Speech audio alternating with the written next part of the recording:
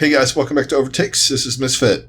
And I'm Kel. And we are here with our, what are we calling this week? It's not a numbered week. The start... I mean, it technically is. It is week 19. Okay, yeah, so our week 19 / Summer Showdown preliminary match preview. Yeah, let's just call it week 19. Yeah. I like the start of the Summer Showdown, I guess. Yeah, the start of the Summer Showdown, which we're going to dive into, talking about some of the stuff. We got a lot of news this week. And we're going to talk about that. We're going to talk about the schedule, some of the matches, the hero pool thing, and all that. So let's start it off. Yeah, so on... I think it was sometime yesterday. So we're recording this Wednesday night, so it was on Tuesday.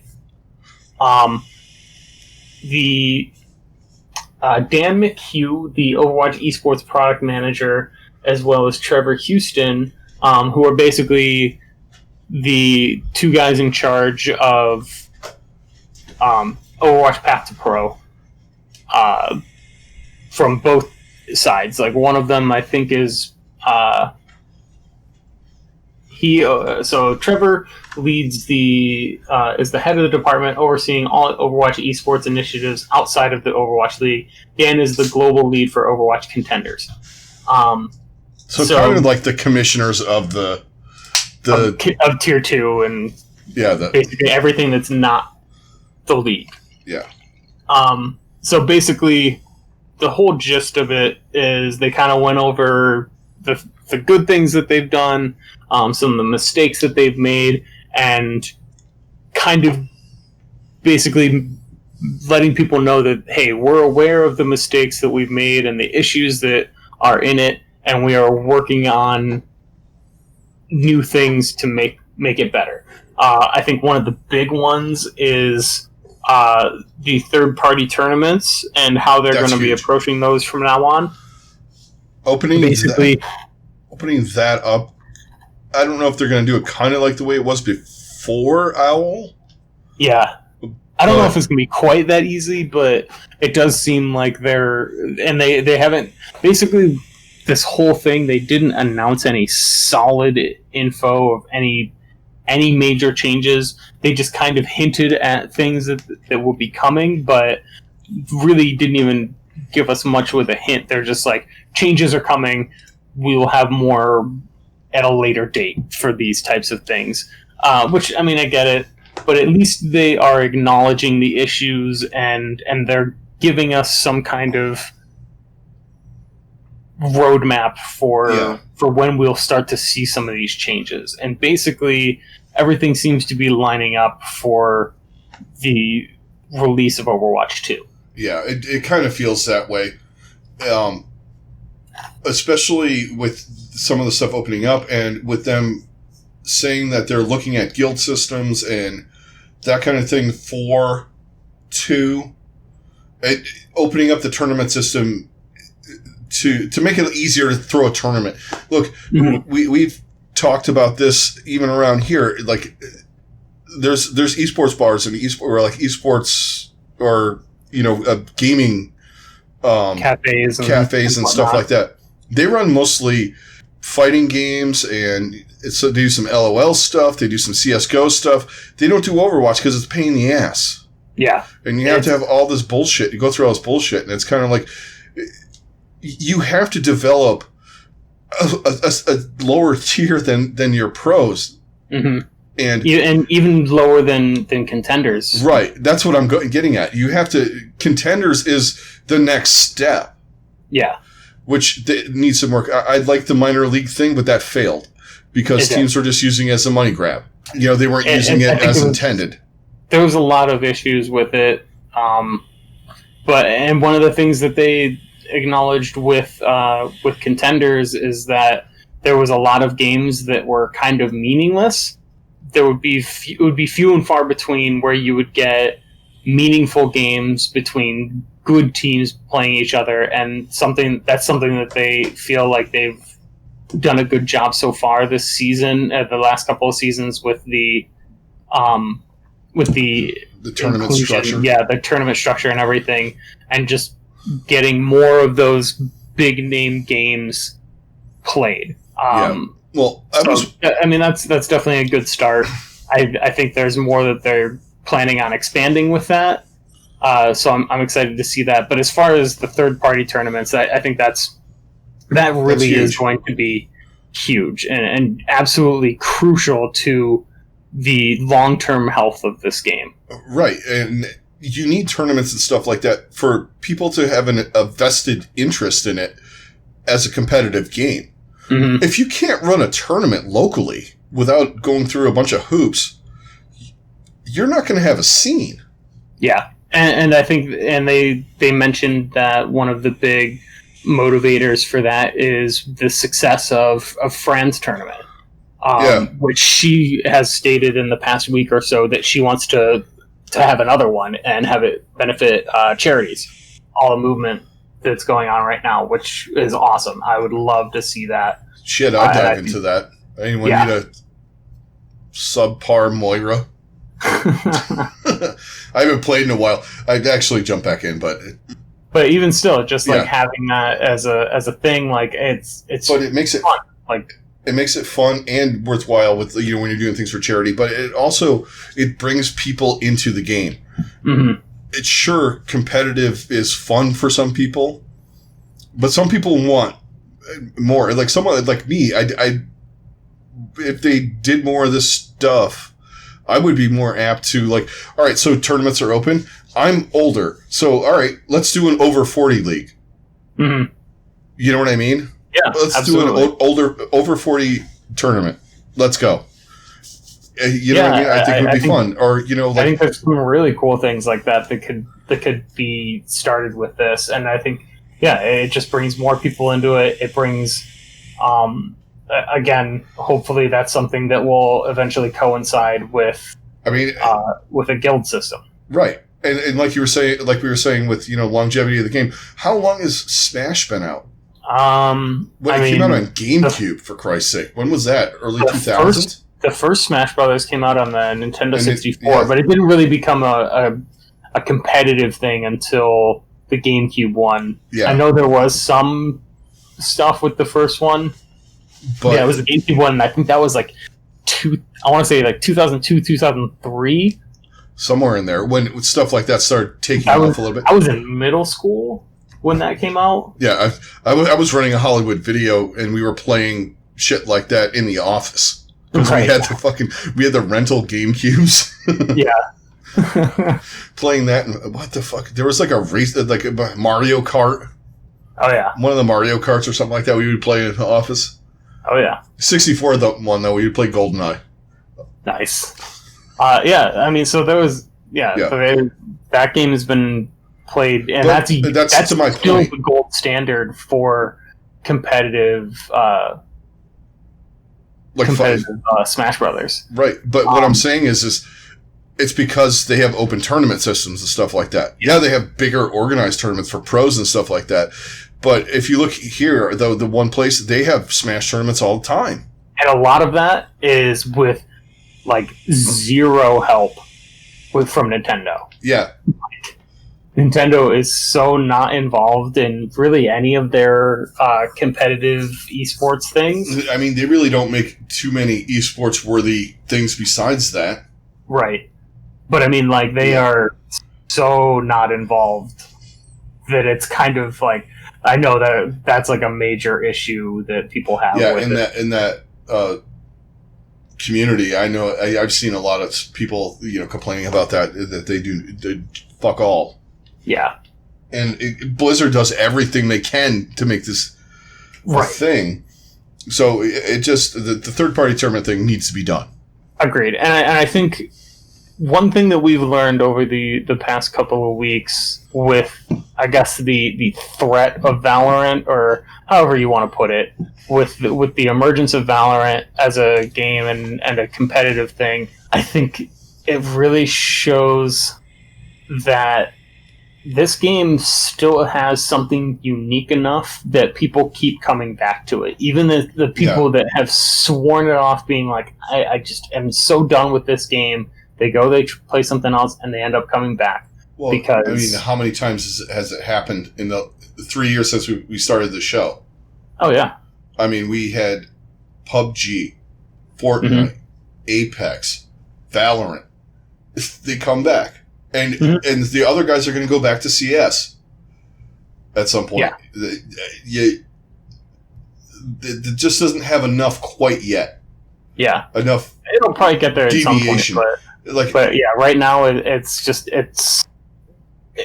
Overwatch as a game has so much uniqueness to it, and it's so different than many other games, and anything that has tried to imitate it doesn't even come close. Well, like we were talking before we started recording, every match is different. Mm-hmm. I mean, yeah, there's a lot of times when you get in the higher ranks, you're going to be running the same comps, but there are 14 maps, and they all play vastly different than the other one. I mean, not to mention all the different heroes. Yeah, with 30 different heroes that in any combination you can do like 9 million things with. I mean, we don't have to go on a rant about how great Overwatch is because we're huge fans of it. I mean, I go back to it all the time. You go back to it all the time. And we play other games. It's like, you know what? Time to get back in. Yeah, exactly. And just keep coming back. And I think really the big thing is right now their main focus is setting up two and making sure that it's going to have the impact that they want it to. And it seems like they're doing everything they can to put it in the best place possible right now. So when that does happen and setting up those little things in that infrastructure, basically, so that when it does come out, that they're ready and that people are ready to come back and they want to really start investing some time and effort into playing this game. I mean, right now, 2020 is a testing period. A lot of these things, we're like, oh yeah, this is fun. They got to get rid of that. But they're trying to see what we think when we're playing it. Hero pools, these experimental cards, all that kind of shit. They want to see. So because everyone thinks it's just going to be a PvE thing, the PvP game is going to change. Yeah. It's basically going to be a completely different game by the time. Yeah, and from what you even feel is from the conversations we've had, it's going to be more different than people are giving it credit for. Mm-hmm. There's going to be a lot. First off, there's going to be the new game mode. That's going to have a totally different meta. They're changing up heroes. They're rebalancing shit. It's going to look a little different, update all that kind of stuff, and it's going to be a different experience. Right, exactly. Talked about that a little bit. Let's talk about, since the last time we talked, we had some player and management movement and stuff like that. So Toronto, I believe it was Monday. Yes. Jay, their general manager, left the team. J1 or J1 or something like that. Yeah. He was there from the start with Bishop. They brought them both in. He's actually retiring totally from esports right now. Yeah. It's, I thought he was doing a decent job. It kind of sounded like he felt like he's like, I couldn't do exactly what I wanted to do. Sounded I read his Twitter post. I might be putting words in his mouth or, misconstruing this, but it seemed like he wanted to do different things than the organization wanted to do. Right. And it led to not conflict, but like maybe a little bit, I guess. It seemed like roster decisions. It seemed like he wanted to go one way and they wanted to go another. Mm-hmm. And he did what he could. The impression I got too. Yeah. He did what he could. Yeah, we've talked about this, how disappointing this team is. I mean, he kind of got the best of the popular guys. He did what he could, what was available to him. I mean, are there better things he could have done? Yes, but I don't know. It doesn't put them in a great place, but I don't know how much is on him, how much is on the organization. Because it seems like when him and Bishop were working together, they had a set plan. Yeah. Okay, that roster didn't quite work out the way they wanted it to, but it seemed like they were going in. They had a direction-ish, and then Bishop quit, I think he quit because they just wanted to bring up the Rebellion, their contenders team, and just nuke the whole roster. Right. Which we've seen a couple of parts of that roster on other teams do really well. You know, like Ivy. So who knows? Yeah, it's definitely not a like great look, mayhem. but I mean, there was definitely it was inevitable that there was going to be some kind of big changes. They feel like the mayhem did in season 1. Yeah. Right now, you have a bunch of popular guys that are good to above average, and they just aren't cutting it to get as a team. Yeah, that whole team with Swoosh and Tavik and Logix, that whole scenario, it just feels kind of like this year feels like that year for the Mayhem. Yeah, I would agree with that. Where there are a couple other teams that are grossly worse than them, so they're lucking out and not looking like a shitstorm. More of a shitstorm. So we also we didn't talk about it last week, but Mandu has become age eligible for the Overwatch League for the New York Excelsior. He's a main support. Wonder if they play them. It seems like they kind of want to go to, like we were talking about when we did our power rankings. If you guys didn't check those out, we did APAC and NA last week. They went up earlier in the week, actually. They kind of seem like they want to be moving forward from some of the old NYXL roster. It seems like they've got a couple of guys that they definitely want to be running all the time. I mean, like, basically, their untouchables seem like Jonak and Mono. And that's pretty much it. Anybody else seems to be expendable for them.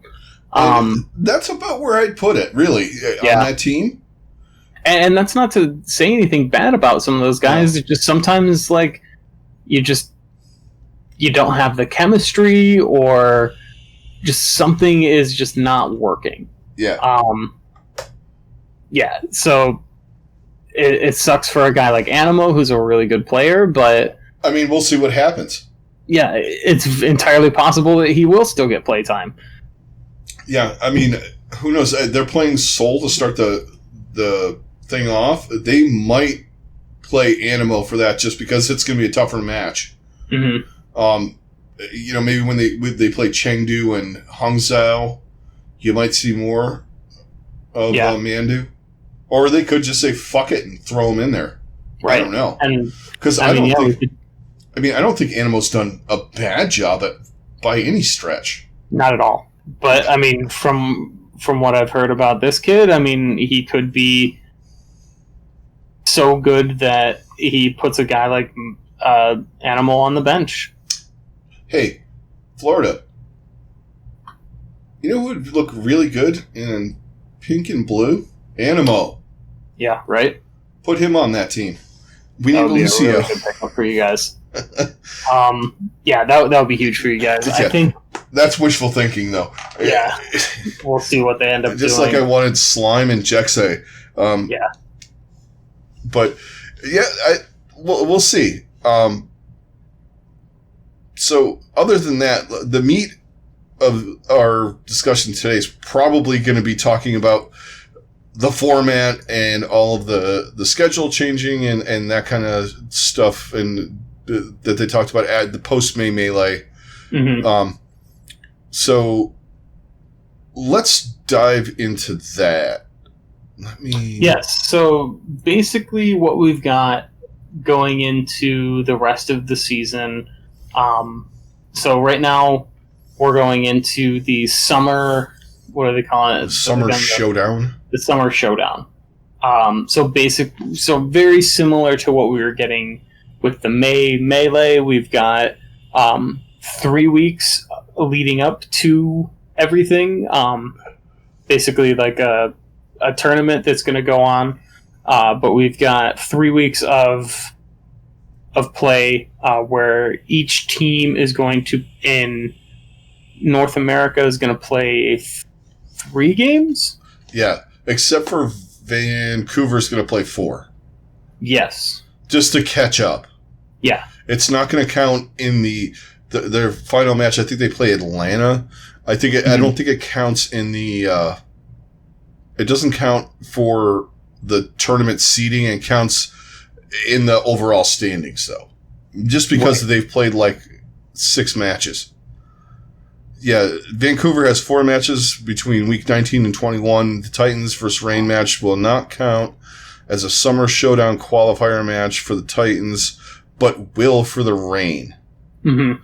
Because that'll be the 3rd game for the Reign and the 4th game for Vancouver. Yes.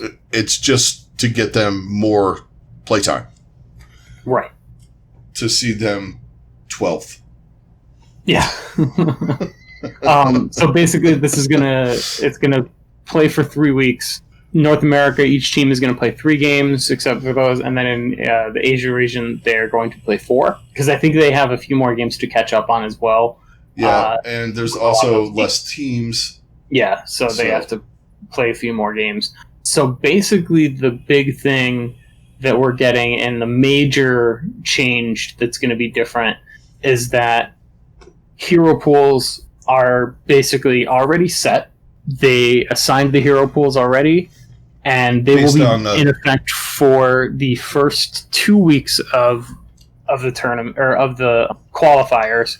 The 3rd week it will be open, and the tournament itself it will be completely open. Yep. And they're basing the hero pools off of, like they did before.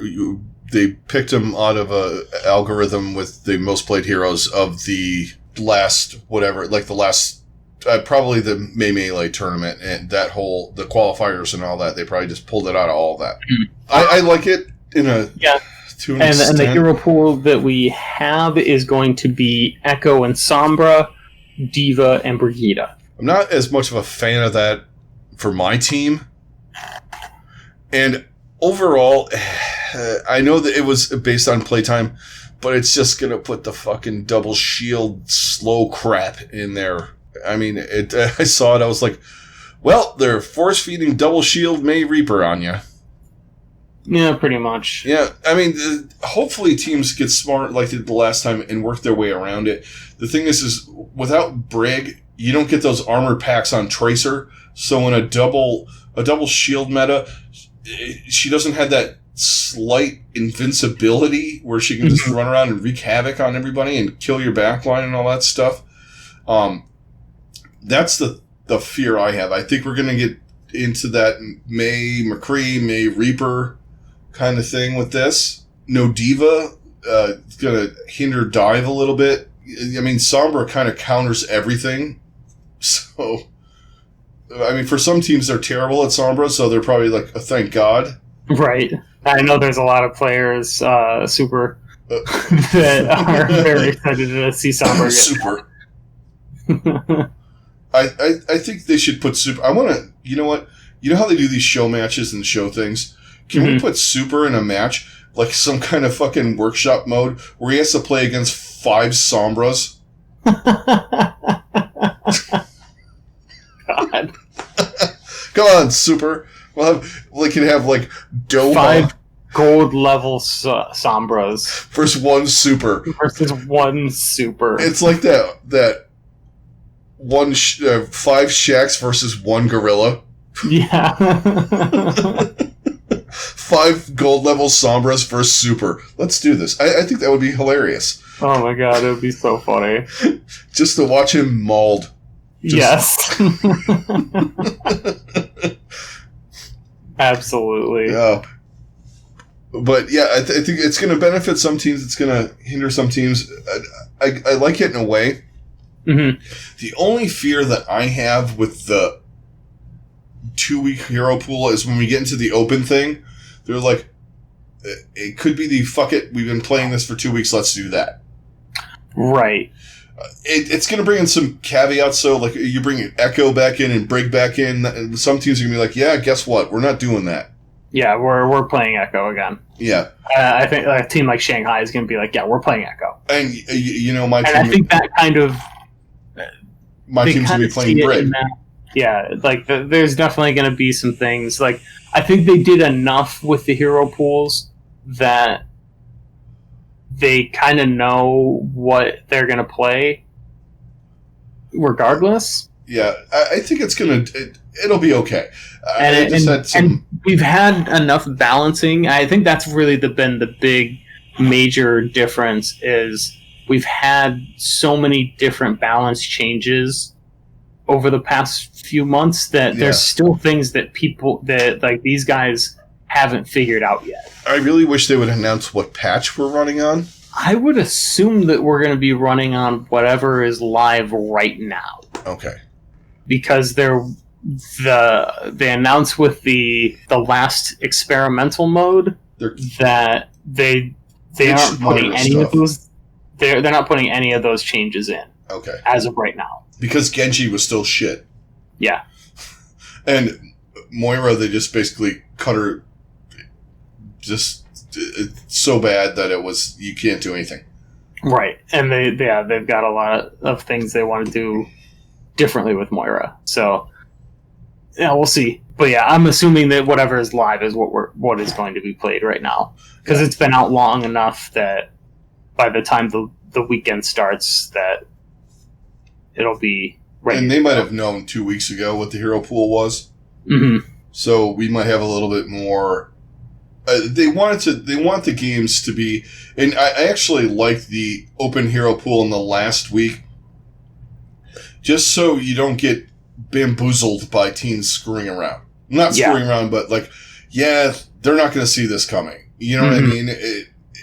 It makes you a little more prepared to see what's going to happen. It gives you some tape that's relevant to watch. If you're going in to play somebody and the last time that they played was in the middle of a hero pool thing with a bunch of people banned that they normally or that they don't play, or you know what I mean? It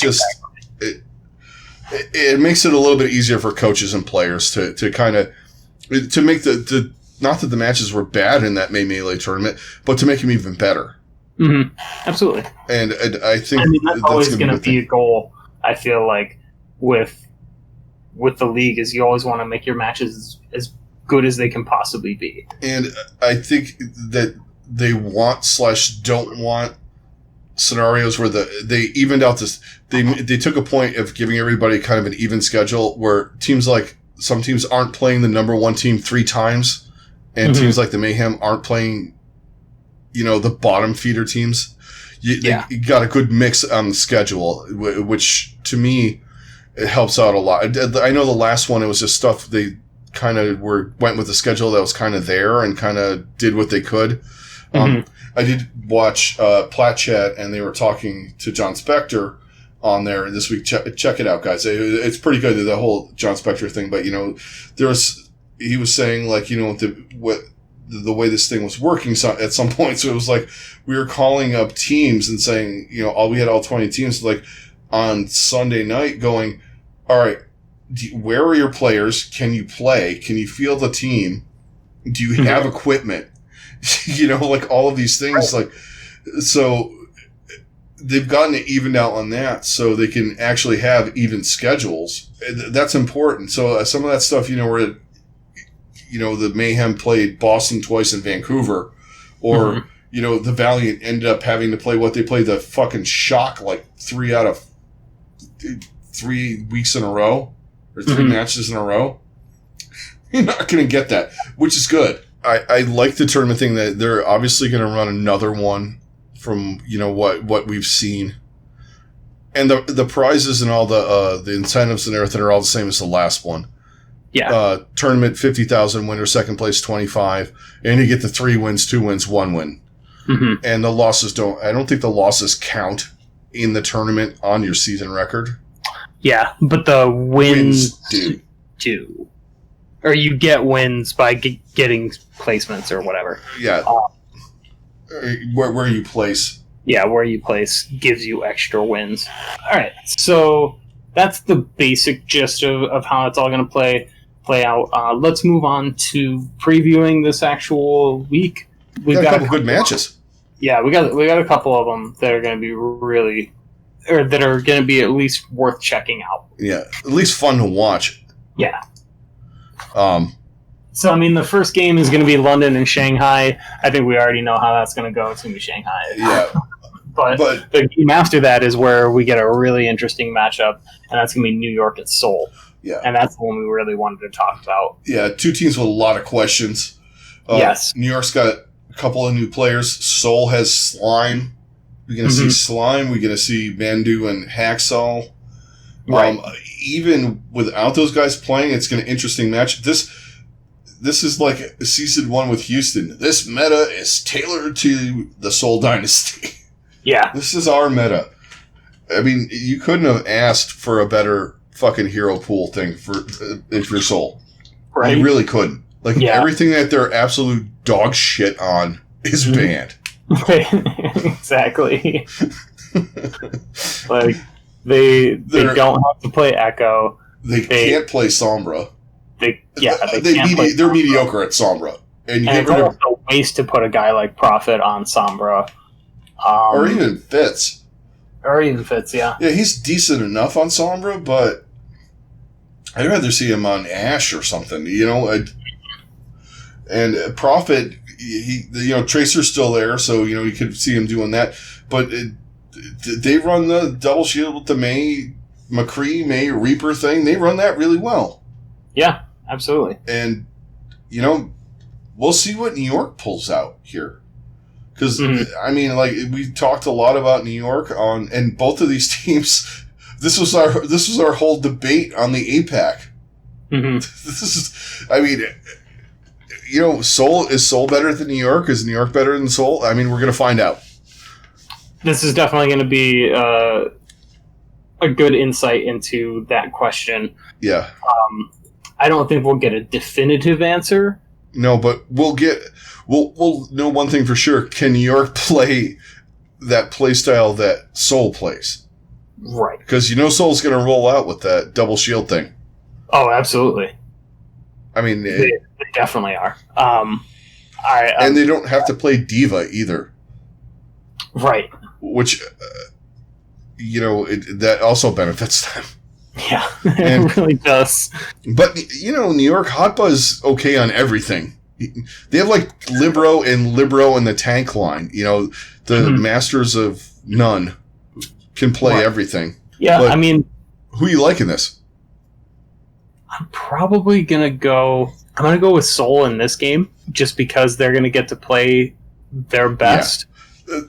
That's what I was thinking, too. I think New York is going to basically come into this and be like, we're going to play our guy. Like, we're going to play these guys, and they're going to be basically... This is going to be our new lineup, but it's not going to look pretty to start. Yeah. I think it might be close. They're going to have Haxel in there. I'm not sure who they're going to pair with Haxel. I'm assuming because Nene is now in Korea. Yes. He will be there, so I'm assuming that their lineup will probably be Haxel, Nene. Yep. Which is what would make the most sense. If they run a May thing, they might run Libero. Map dependent, probably. Yeah, I think any swap outs, but I think those are going to be their two primary DPS, and I think it's gonna take them some time to fully integrate everybody. So they're gonna have some shaky moments in this game, whereas Seoul is starting to really come together, and this is, like we said, this is a tailor-made meta for them. So it's very comfortable for them. They don't have to. Yeah. I mean, there could be some things like in scrims that other teams are going to run, but I don't think they're going to deviate from what they do best. Yeah. There's no reason to. Absolutely. Next match we want to talk about was more and not for the match itself, really, because it should be a shit show. Yeah. It's Paris-Boston, and that we get the debut of Sparkle. I'm assuming he plays the whole match because it is Boston. Yeah. I'll be shocked if he's not playing this whole match. Yeah, and we still don't know. This guy's been getting and everything. Like, I feel like this is the perfect opportunity. All right, let's get him in there, get integrated with the team, and just grind it out. And this is the best time to do that. I mean, we'll see if Eggsy's back. Because I haven't seen a hide nor hair of any news about that. But even still, you're still going to play him. Because honestly, like the only reason Sparkle, you would probably even see Nico would be if Echo was being played, and she's not going to be there for the first 2 weeks. So I don't think there'd be any reason that he would get playtime right now. Right, and we have no idea of what Sparkle can do, if he can do anything on Echo. So, I mean, it works out in their favor just to get Sparkle in there. Absolutely. But yeah, just check that out, see where Sparkle's at. And I'm going to say this as a caveat. Don't read too much into him destroying Boston. If he does. Yeah. It's Boston. Honestly, like, you can't really take much of anything from this game.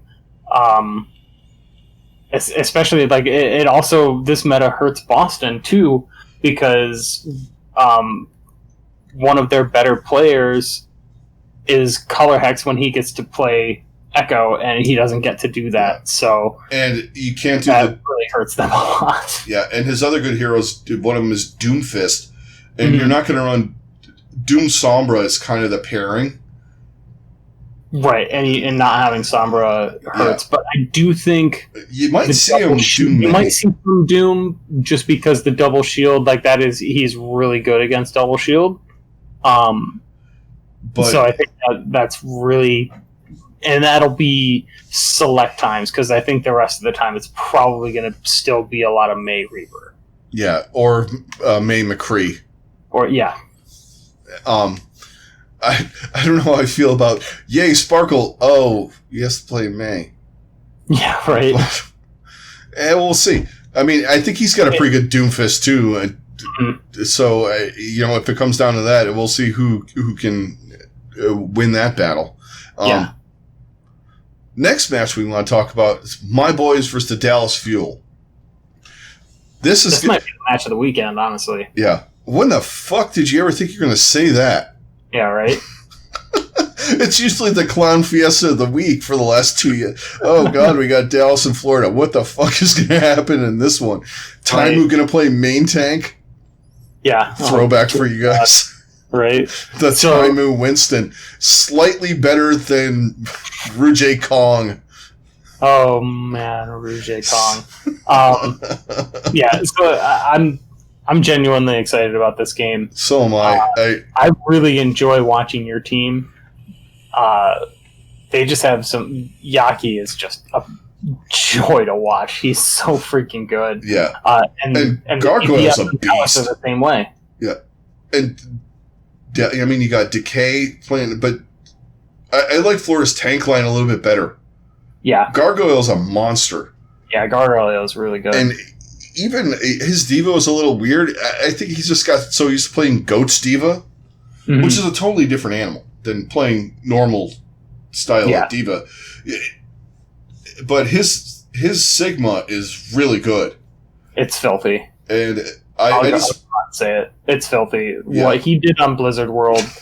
That was ridiculous, man. It's one of the most disgusting things I've ever seen. It was one of those moments where I'm just like, man, I really want to play Sigma right now. God damn. Can I do this? I want to try and do this. Right? Yeah. Even like at half his level, can I just kind of do this? Yeah. If I can do half of what he just did right now, I would I would be player of the match. Right, like I'll fucking... We got like 50 SR in one game. Yeah. But overall, I think it's going to be a really good match.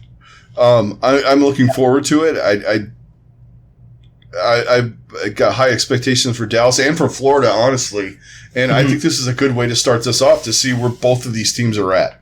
All right, so let's move on to the next match. We got two teams that are kind of in a weird spot. Yeah.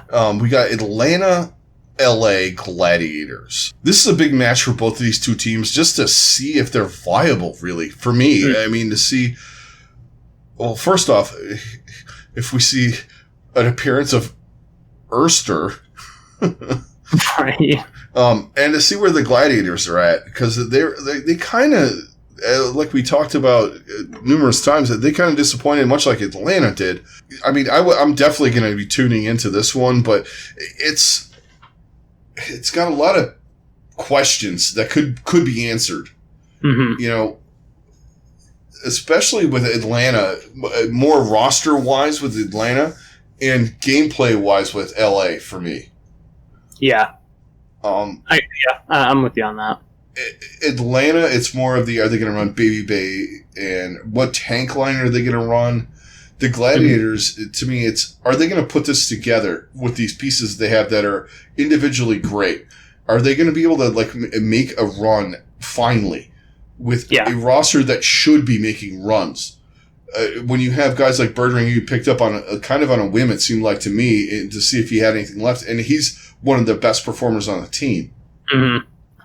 When you've got probably one of the strongest, or the potentially strongest tank lines in the league. One guy makes. And honestly, there's moments where Oj is a god, and then other moments where he just straight up feeds. Yeah, and Space is the best player on this team by far. He rarely does anything where you're like, "What the fuck was that?" in a bad way. Mm-hmm. You don't ever go, dude, what are you doing? Yeah. I don't ever remember saying that about Space. So if those two guys can get together, and maybe that 3-week break, they had a lot of time to watch film and do all the things to bring their game back up together as a line, and just it's going to be fascinating. Mm-hmm. Let's highlight the Clown Fiesta of the week, because we always have one. It's going to be Vancouver and Toronto. Mm-hmm. Sunday, somewhere in the late afternoon.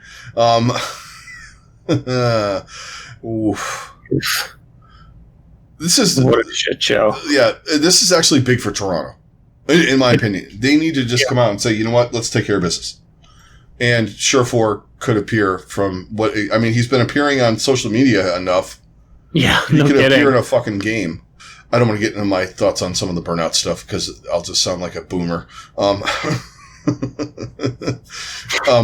than I do on a lot of occasions. But this is, I don't know, if you want to watch a shit show and maybe see a couple of good plays by, you know, there's going to be moments where Logix does something ridiculously team wipe kind of stuff. Mm-hmm. There'll be some moments like that'll be kind of fun. It's kind of how we're just the matches we were kind of interested in. Just a word of note: we're kind of putting the pick show on the back burner for right now, just because a lot of stuff that we were having fun with and bringing to you guys is not happening. A lot of the sites, we don't have all the regular season games like we did. So the odds sites are kind of weird. They don't have tournament odds, like full tournament odds. So we can't talk about that because we like talking about the odds stuff on top of talking about the picks and all that.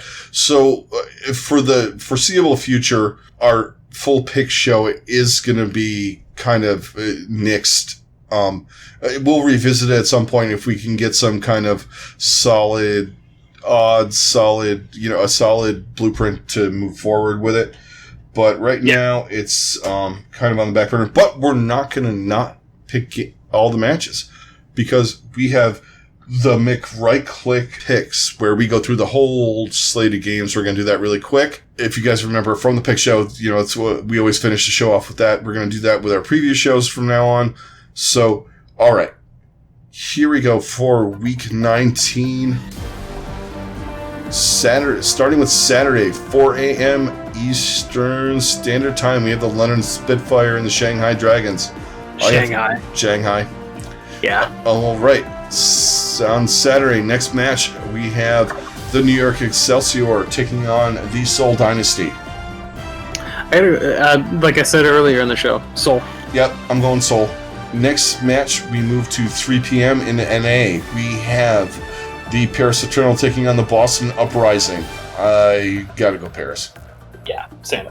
They could play last year's roster against the Boston Uprising. They could pick 4 people up off the street in Paris and beat Boston. Next match, probably the match of the week. Never thought I'd say that. Florida Mayhem taking on the Dallas Fuel. You know who I'm going with. I'm going with Mayhem. Yeah. Bring in the Mayhem in a close one. I definitely think this is going to be a close game. And then because of that, I'm going to go with Florida just because they just have a slight edge. Yeah. Overall, team-wise, over Dallas. Okay. Next match on Saturday, we have the Atlanta Reign taking on the LA Gladiators. Tough match to pick. Yeah, it really is. It's which team has gotten their shit together, or does this devolve into a what team? Yeah. Which team wants to lose more, I guess, or lose less, or something? The de-evolution match. Yeah. I am going to go with the Gladiators because I think they just have a little bit more of a backbone. I hope. Yeah. I'm going to go with Atlanta because I'm nuts. I'm going with it on the Gator Hawk thing. It's. I don't know. I can't make heads or tails out either of these teams. It's kind of a coin flip for me. I'm hoping for a pop-off from Baby Bay or maybe Edison or, if Erster comes out of his fucking out of the Jumanji game or whatever, wherever the hell he's hiding. I'm taking Atlanta. We had a differ on one. Yeah. All right. Yeah, because we're definitely not going to differ on these next three. No. Moving on to Sunday, we have no APAC games on Sunday, right?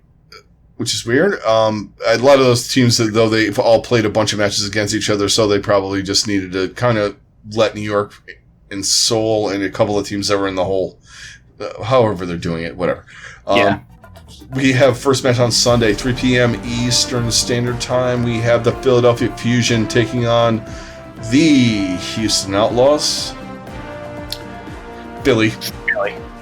Not even a question. Yes. Not even. All right. Next match on Sunday, the Clown Fiesta of the week. We have the Toronto Defiant taking on the Vancouver Titans. Toronto. I'm going to go Toronto, yeah. If there's a match they should win, it's this one. Yes. Come on, boys. Gotta do this. All right. Last match of the weekend, 7 p.m. We have the LA Valiant taking on the Washington Justice. I'm going Valiant. Yeah. It just happened maybe next week or the week after, or depending on what Washington does, I would go differently. But I'm taking Valiant in this one. Yeah, I think right now they got too much moments where Washington is going to look like a different team. Yeah, which hopefully they do. Yeah, because they need that because their current team is not good. Yeah, and we don't know what the status is of any other player movement or anything like that. I wish they would announce something, even if it is because if they are picking up Libero and Nene, they do have to do the 2-week quarantine thing and all that kind of jazz. But just say you're doing it, for crying out loud. Yeah, or finish it up. Who knows? By the time this airs, they'll probably say something because we recorded an episode, and why would something not happen? Yeah, exactly. All right, guys, that is going to do it for this one. Everybody out there in YouTube land, thank you very much for joining us. Thanks for all the likes, subscribes, all the views you give us, all the comments. Tell us who you like this week down below. I know we don't have the pick show, but that still doesn't mean we can't talk about it. Don't forget to follow us on social media, on Twitter, all the links in Twitch and all that kind of, Twitch, on Discord and all that kind of stuff. All the links are down below. And everybody in podcast land, thank you very much. We will catch you guys on Sunday night with the back cab. Until then, we will talk to you later. Catch you guys in the next one. Later.